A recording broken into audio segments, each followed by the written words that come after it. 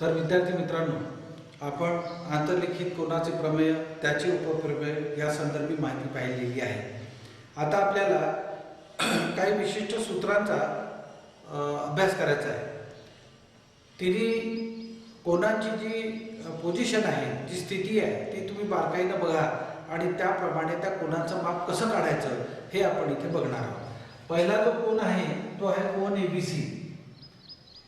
तुम्हाला आठवलंच असेल की हा कोन ABC आंतरलिखित कोन आहे, म्हणून आपण इथे लिहिणार माप कोन ABC बरोबर 1/2 माप कंस AXC. बरोबर आहे, आंतरलिखित कोनाचा प्रमेय लावणार. दुसरा जो कोन आहे तो इथे आहे, कोणता ऐकला?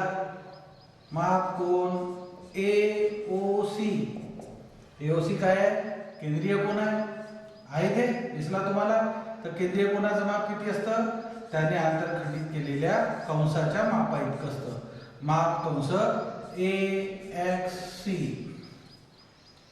यामध्ये बघा तुम्ही पोझिशन आता AEC किंवा BED हे जे कोन इथे तयार झालेले आहेत, या दोन जीवांच्या छेदनामुळे झाले आहे. AB आणि CD ही जीवा छेदली असं म्हणा, किंवा जेव्हा कोणाच्या अंतर्भागामध्ये इथे कुठेही जर असा एखादा कोन असेल तर ह्या कोनाचं माप किती असतं? तर त्याकरता काय करायचं असतं की ज्या कोनाच्या बाजू असतात त्याचे विरुद्ध किरण असे वाढून द्यायचे, म्हणजे ही स्थिती तयार आहे. आणि आता आपण म्हणायचं, जर कोनाच्या वर्तुळाच्या अंतर्भागामध्ये जर कोन असेल तर कोन AEC काय होईल? बरोबर, यांनी आता AEC वर उभे राहा. या इतिहास बघा, तर तुम्हाला इथे एक कंस आंतरखंडित दिसतो, इथे दुसरा कंस आंतरखंडित दिसतो, कारण की विरुद्ध कोन आहे इकडे.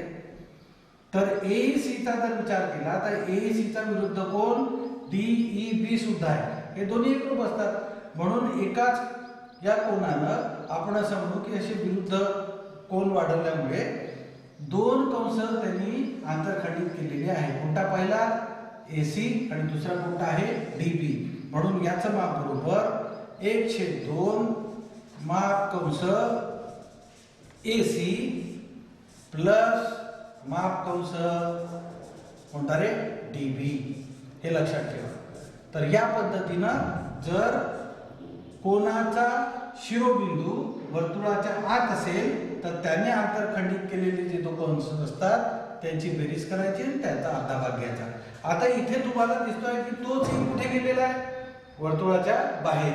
आणि म्हणून परत या वर्तुळाच्या बाहेर जरी असला तरी यांनी परत दोन कंस आंतरखंडित केलेले आहे. एक आहे AC आणि दुसरा आहे BD. बरोबर आहे. मग इथे तर तो बाहेर असेल शिरोबिंदू, तर त्या कोनाचं माप म्हणजे माप कोन AEC बरोबर इथे वजाबाकी करायची.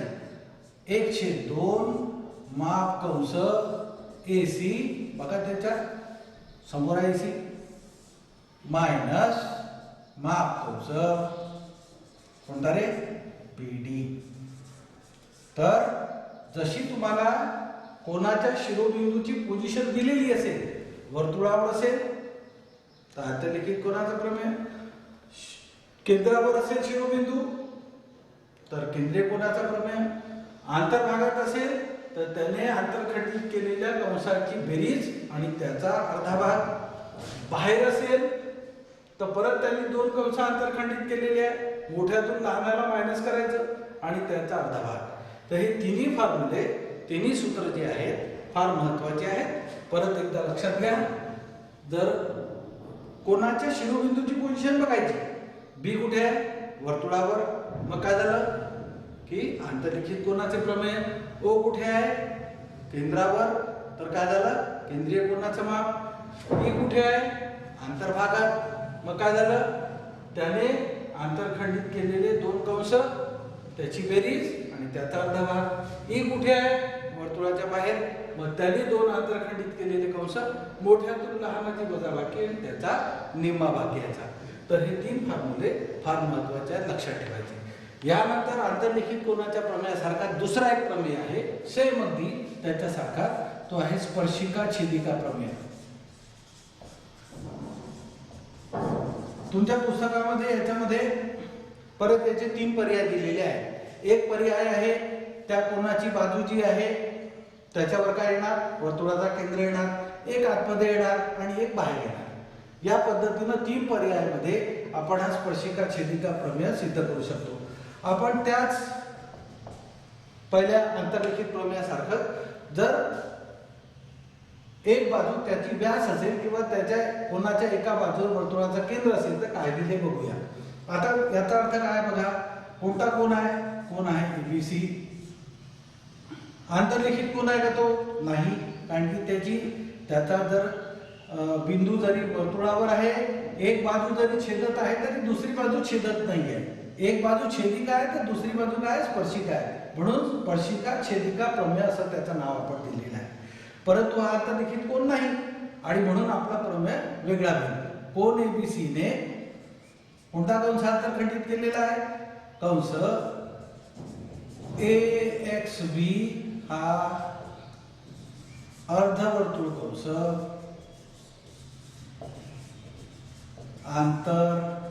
आंतरखंडित केला आहे. अजून काय दिलं आहे, नंबर 1 दिलेला आहे. नंबर 2 काय दिलेला आहे, नंबर 2 दिलेला आहे की कोन एबीसीच्या बाजू AB वर वर्तुळ केंद्र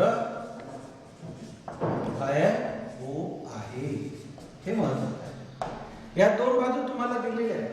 म्हणजे आता स्पर्शिका छेदिका प्रमेय काय होईल तुमचा, की जर एखाद्या कोनाचं कशी परिस्थिती असेल की एक बाजू छेदत असेल, शिरोबिंदू वर्तुळावर असेल आणि एक बाजू त्याची स्पर्शिका असेल, तर त्याचं माप त्याने आंतरखंडित केलेल्या कंसाच्या म्हणजे त्याच्या या जबड्यामध्ये जो फसलेला भाग आहे ए एक्स बी याच्या अर्धे असते.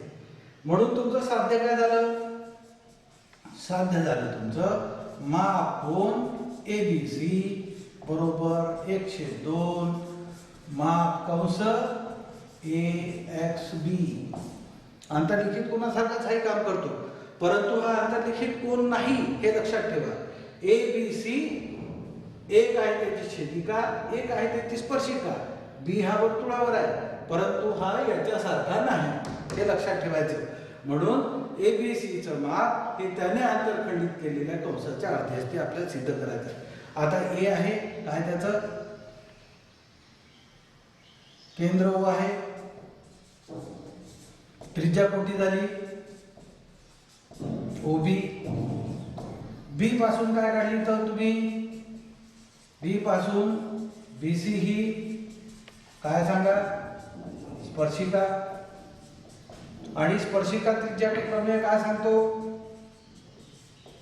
स्पर्शिका त्रिज्या प्रमेयाद्वारे काय सांगतो की त्रिज्येच्या बाह्य टोकाशी स्पर्शिका ही लंबरूप असते.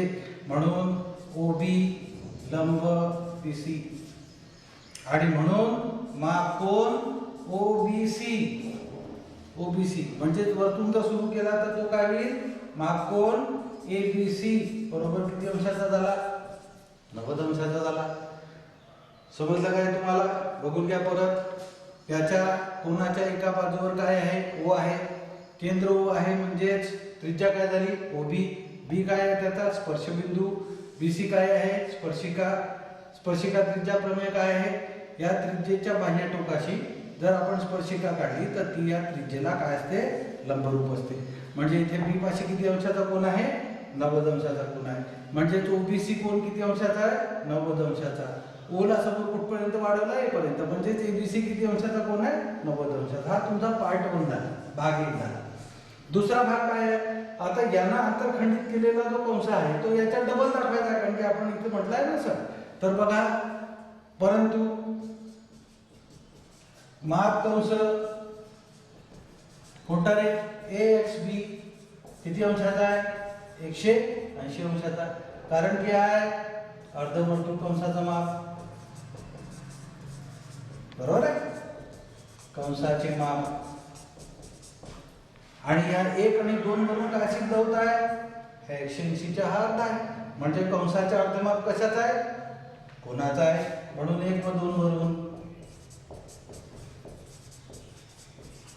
माप कोण कोणता रे, ABC बरोबर अर्धा माप कंस AX. तर या पद्धतीनं स्पर्शिका छेदिका प्रमेय पहिल्या पर्यायानं आपण सिद्ध करू शकतो. दुसरा पर्याय जो आहे तो तुमच्या पुस्तकामध्ये तुम्हाला कृती म्हणून दिलेला आहे, रिकाम्या जागा भरा.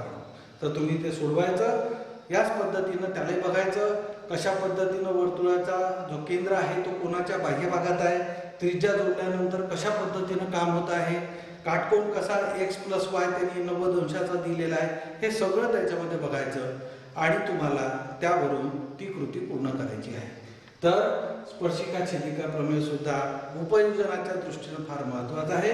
तर तुम्ही लक्षात ठेवायचं की स्पर्शिका आणि छेदिकेनं तयार झालेला कोन जो असतो त्याने त्याचा माप किती असतं, त्याने अंतरखंडित केलेल्या कंसाच्या निमपट म्हणजे अर्ध असतो.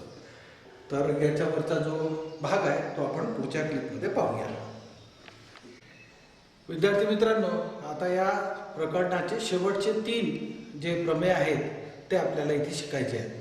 पहिला आहे जीवांच्या आंतरविभाजनाचा प्रमेय, दुसरा आहे जीवांच्या बाह्य विभाजनाचा प्रमेय आणि तिसरा आहे एकाच वर्तुळाच्या बाह्य बिंदूतून वर्तुळाला स्पर्शिका व छेदिका काढला तर त्याचा प्रमेय, म्हणजे स्पर्शिका छेदिका प्रमेय असं त्याचं नाव आहे. तर इथे आपण पहिला भाग शिकूया. आता याच्यामध्ये मी तुम्हाला ही कृती म्हणून देतो, मी समजून सांगतो सर्व, परंतु तुम्ही याचं पक्षसाध्य सिद्धता कसं लिहायचं याचा विचार करा आणि जर काही अडचण आली तर आपण त्याला समोरच्या व्हिडिओमध्ये पाहूया. इथे तुम्हाला पहिला आपण शिकूया जीवांच्या आंतरविभाजनाचा प्रमेय. काय प्रमेय सांगतो तो की 2 जीवा दिलेल्या आहेत. कोणकोणत्या 2 जीवा दिल्या आहेत, आता मी पक्ष तुम्हाला कसा लिहायचा तो सांगतोय. पक्षामध्ये काय लिहा की पहिली जीवा आहे AB आणि दुसरी जीवा आहे CD. नावच आहे त्याचं आंतरविभाजन, म्हणजे आतमध्ये छेदले आहेत ते वर्तुळाच्या आणि त्याच्यामध्ये कोणकोणतं विभाजन झालं त्याचं. जसं ABचं आंतरविभाजन कसं, E पासून तर A', E', B असं आहे. तर याचं विभाजन कसं होईल, AE आणि EB. आणि दुसरी जीवा कोणती आहे CD. C कसा दिला, C', E', D. हा इथे बघा, हा विभाजन बिंदू आहे त्यांचा E. याला कसं लिहाल मग, CE आणि कोणता ED. तर याच्यामध्ये काय संबंध असतो, या आंतरविभाजनामध्ये काय संबंध असतो, तर या दोघांचा गुणाकार, पहिल्या जीवेच्या आंतरविभाजनाचा गुणाकार दुसऱ्या जीवेच्या आंतरविभाजनाच्या गुणाकारा एवढा असतो, असं आपल्याला सिद्ध करायचं आहे. मग सिद्ध करायचं म्हणून आपण काय केलं तर त्याच्याकरता आपण रचना लिहिली. काय केली रचना, काय काय जोडलं बघा, तिथे डॉटेड लाईनने मी जोडून दिलाय, तुटक रेषाने जोडून दिलेला आहे की रेख कोणती जोडली, AC आणि रेख BD जोडली. हे 2 जोडल्याबरोबर 2 त्रिकोण तयार झाले. कोणते 2 त्रिकोण तयार झाले, CAE हा पहिला त्रिकोण झाला. दुसरा कोणता त्रिकोण तयार झाला सांगा ना त्याचं, BDE. हा बघा, हा पहिला त्रिकोण इथे आहे, पहिला नंबर, आणि हा दुसरा त्रिकोण इथे आहे, दुसरा नंबर. हे 2 त्रिकोण तयार झाले. आपल्याला इथे गुणाकार सारखा आहे सिद्ध करायचा आहे. म्हणजे याचा अर्थ असा येणार की इथे कुठेतरी गुणोत्तर येणार आहे.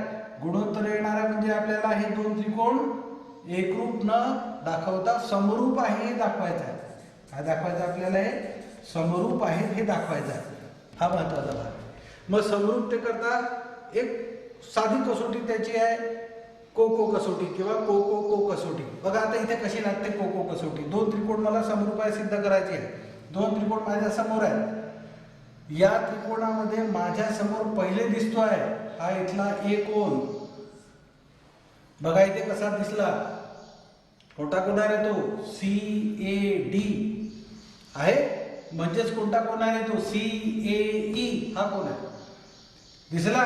आंतरलिखित कोण आहे आणि या आंतरलिखित कोणाचं माप कशाच्या अर्धे झालं, CBच्या. आंतरलिखित कोणाचा प्रमेय लावला आपण.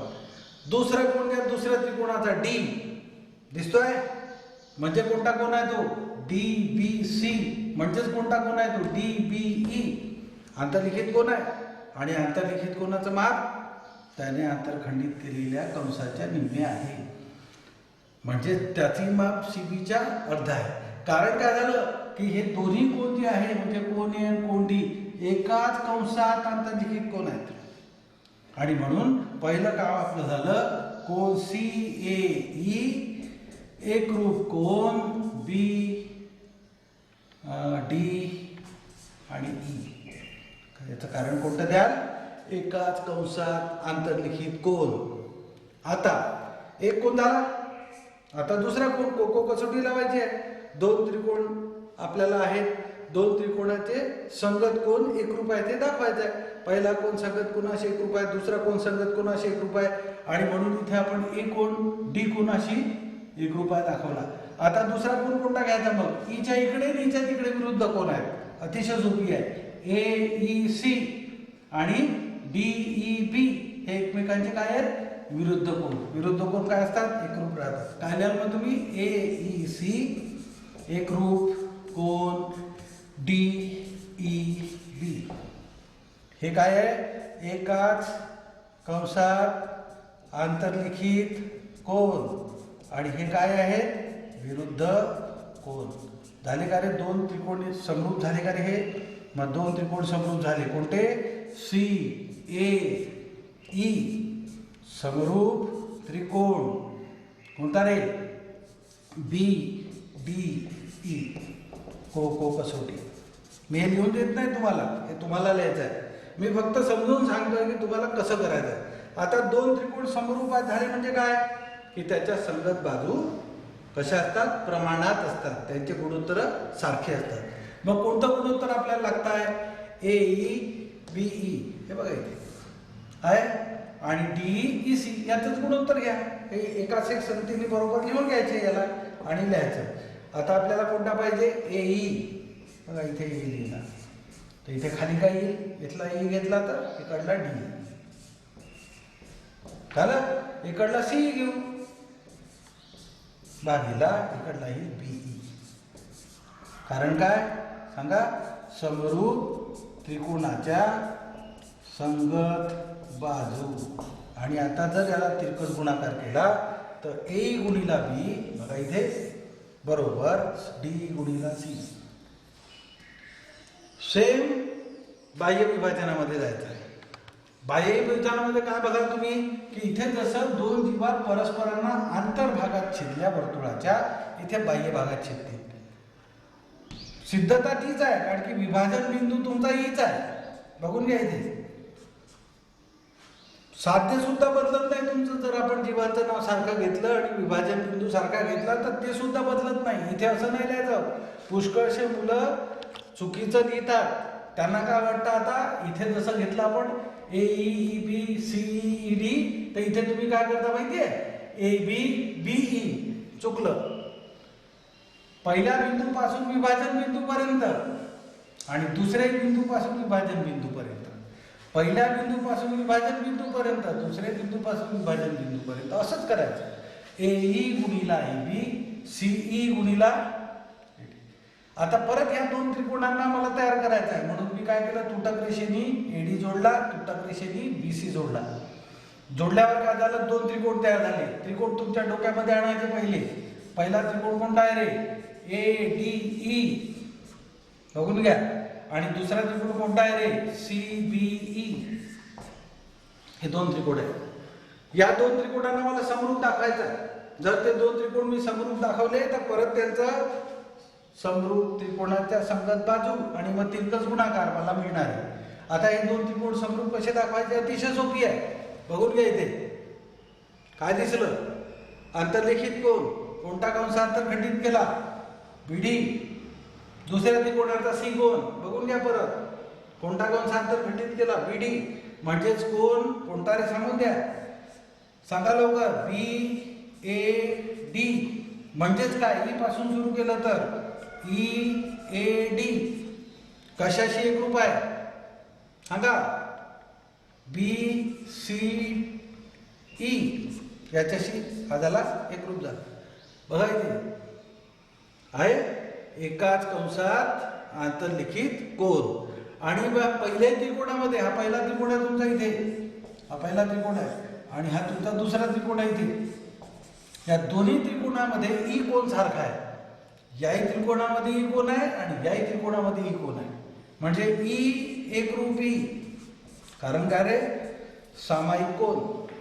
हा झाला एकाच कंसात आंतरलिखित कोन आणि हा काय झाला? सामायिक कोन. म्हणजे हे दोन त्रिकोण झाले परत समरूप. दोन त्रिकोण समरूप झाल्याबरोबर एकाच एक संगत घ्यायची. ए ची संगत कोणासोबत आहे? सी सोबत. बी ची संगत कोणासोबत आहे? डी सोबत. आणि ई सारखा आहे म्हणून ई ची संगत ई सोबत. हे दोन त्रिकोण झाले समरूप. को कसोटी लावून दोन त्रिकोण समरूप झाले. त्याच्या बाजू प्रमाणात घ्या. सांगा त्याची बाजू. ए ई इकडे घ्या सी बरोबर, इकडे घ्या बी,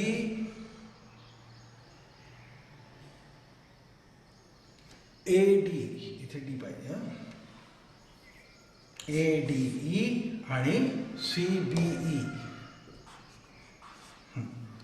ए सी डी ई बी एकरूप समरूप त्रिकोणाच्या संगत बाजू. करा क्रॉस मल्टिप्लाय. तिरकस गुणाकार करा. ए गुणिला बी बरोबर सी गुणिला डी. जीवाचे आंतरविभाजन असो की जीवांचे बाह्य विभाजन असो, बाह्य विभाजनापासून किंवा आंतरविभाजनाच्या बिंदूपासून त्या जीवांचे जे दोन भाग पडले त्याचं गुणाकार सारखा असतो हे आपल्याला लक्षात ठेवायचं आहे.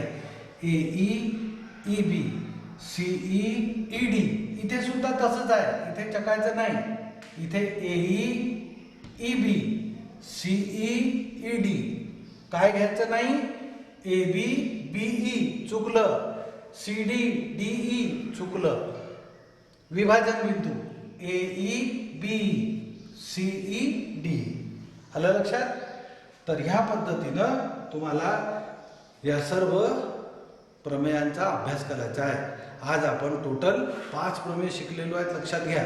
आणि त्या 5ही प्रमेयांचं उपयोजन आणि उरलेला एक प्रमेय आहे त्याचं उपयोजन उद्याच्या भागात आपण शिकणार आहोत. आणि सगळे जे सराव प्रश्नसंग्रह जे तुम्हाला दिलेले आहेत ते सर्व उदाहरण संग्रह आपण घेणार आहोत. एक एक गणित त्याच्यातलं आणि तुम्ही बाकीचे गणित सोडवण्याचा प्रयत्न करणार आहात. धन्यवाद.